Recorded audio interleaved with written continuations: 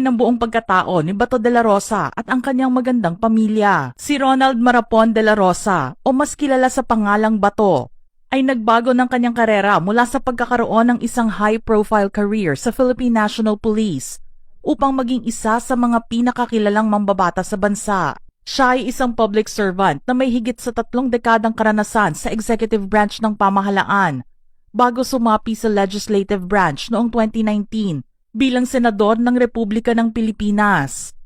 Pero bago niya nakamit ang mga ito, naranasan muna niya ang magkaroon ng isang mahirap na buhay noong kabataan niya.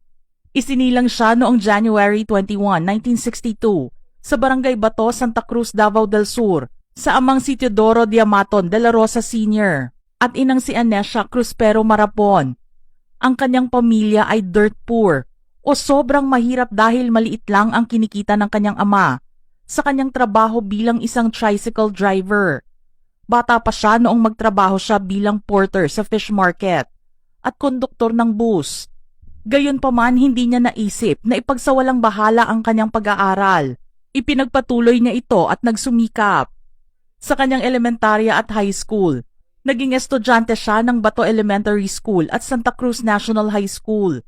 Nag-aral naman siya ng kolehiyo sa Mindanao State University o MSU at kumuha ng Bachelor of Science degree sa Public Administration.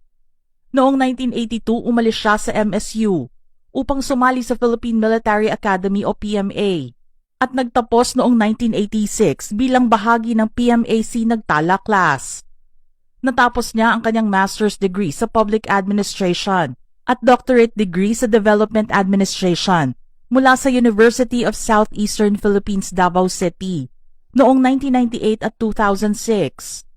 Pero hindi dyan nagtatapos ang kagustuhan niyang matuto pa dahil nagkaroon siya ng pagkakataon na matapos ang Scout Ranger Orientation Course, Police Intelligence Officer Advanced Course, Police Officers Comptrollership Course, at Police Safety Officer Course. Umattend din siya sa ilang training courses ng FBI Academy at US Army Ranger School sa Estados Unidos at Air Marshal Instructor Course ng Australian Federal Police. Nakuha naman ni De La Rosa ang bansag na bato noong una niyang assignment sa Davao nang ihalin tulad ng kanyang mga upperclassmen ang kanyang katawan sa isang bato. Ang police career ni Bato mula 1986 hanggang 2016 ay nailalarawan sa pamamagitan ng patuloy na pagtaas ng mga ranggo sa rehiyon ng Davao. Nakalaunan ay humahantong sa high-level assignment sa National Headquarters ng Camp Crame.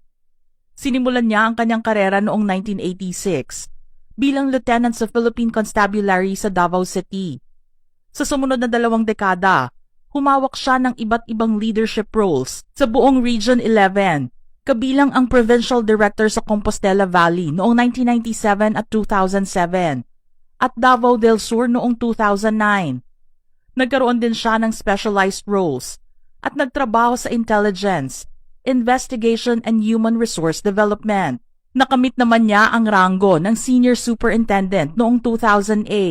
Naglingkod siya sa ilalim ni Mayor Sara at Rodrigo Duterte bilang Davao City Police Chief at ito ay minarkahan ng mga high-profile operations tulad ng pagliligtas sa kinidnap na negosyanteng si Sally Chua. Siya rin ang nagpasimuno sa Oplan Tokhang para hikayatin ang mga drug suspect na sumuko at Oplan Pac Gang, isang inisyatiba upang ilayo ang kabataan sa mga gang.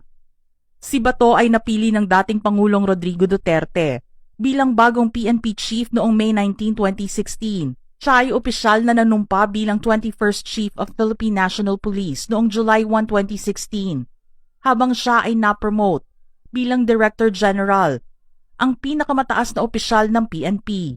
Naglabas siya ng Command Memorandum Circular No. 16-2016 o Project Double Barrel na nag-formalize sa nationwide drug war, isang kampanya na aniya ay talagang tungkol sa mga pag-ubos ng buhay ng mga adik. Hinarap niya ang publiko para sabihin sa kanila na iwaksi ang mga drug lord at sunugin ang kanilang mga bahay. Sa kanyang panunungkulan bilang hepe ng PNP, regular na naging headline si Bato habang pinamumunuan niya ang kontrobersyal na drug war at Oplan Tokhang operation sa buong bansa. Siya ay pinaghihinalaang nakibahagi sa isang common plan para i-neutralize ang mga umano'y kriminal sa panahon ng drug war ng Administrasyong Duterte. Ang paglaban sa paglaganap ng illegal drugs ay matagal nang naging misyon sa kanyang buhay na hindi nagpatinag ng mapabilang siya sa legislative branch.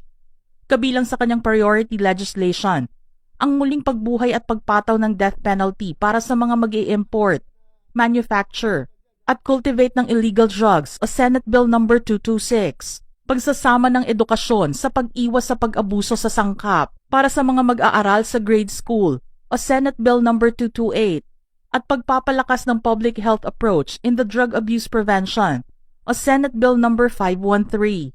Sa kanyang paglilingkod sa pulisya, natanggap niya ang Presidential Anti-Organized Crime Task Force o PAOCTF Satellite Office of the Year Award mula sa dating Pangulong Joseph Estrada. Noong 2012 at 2013, natanggap niya ang Senior Police Commissioned Officer o PCO of the Year for Operations Award at Achievement Award in the field of police operations at medalya ng pambihirang paglilingkod para sa kanyang serbisyo sa larangan ng anti-terrorism na ipinagkaloob ng yumaong Pangulong Noynoy Aquino. Tinanggap din niya ang Cavalier Award noong 2015, ang pinakamataas na pagkilala na ibinibigay sa isang PMA alum para sa kanyang recognition sa larangan ng police operations. Kung si Bato ay nakilala sa pagiging matikas at malakas, inilarawan naman siya ng kanyang pamilya bilang loving and caring father. Ikinasal si Bato kay Nancy Johnson Comandante noong 1989 at mayroon silang 3 anak. Sabi nga ni Nancy na soulmate niya si Bato at wala silang itinatagong sekreto sa bawat isa. Almost perfect din bilang mister ang masasabi niya sa pag-aalaga ni Bato sa kanila. Masaya at blessed siya bilang asawa kahit hindi siya tulad ng ibang mga misis na gumagawa ng gawaing bahay. Pero siya ang hands-on na nag-aalaga sa kanilang mga anak. Minsan ding nasabi ni Nancy na natatakot siya para sa kaligtasan ng kanyang pamilya dahil sa trabaho ng mister. Gayunpaman itinuro niya sa mga anak ang maging mabait. Hindi raw kasi dapat nila solohin ang blessings, ngunit upang ibahagi ang pagpapala at maging isang blessing sa ibang tao. Ang kanilang anak na si Rocky ay sumali sa Philippine National Police Academy noong 2017 at kalaunan ay naging miyembro ng Special Forces. Ang kanyang anak naman na babae na si Maki ay nagsisilbing Chief of Staff niya sa Senado. Ikinasal naman siya kay First Lieutenant James Bennett Estoesta noong 2019. Ang ilan pa sa mga kapamilya ni Bato ay ginawa ring parte ng senador na miyembro ng kanyang team. Ang isa pa niyang anak na si Mona Lisa de la Rosa Hino ay Director 2 naman. Kasama rin dito ang kapatid niyang si Ruby Ann de la Rosa Garcia, pamangkin na sina Jessica May de la Rosa, Joanne Sedi de la Rosa, John Kerwin de la Rosa Garcia, at Jose Erwin de la Rosa Garcia, at 2 rin sa mga kamag-anak ng misis niya, sina Rebecca at Jennifer Comandante. Nang minsan namang matanong si Nancy tungkol sa reaksyon niya sa mga pumupuna sa Administrasyong Duterte at sa EJK, naniniwala siya na these extrajudicial killings are not true. It's like they made it up just so they can bring down the administration.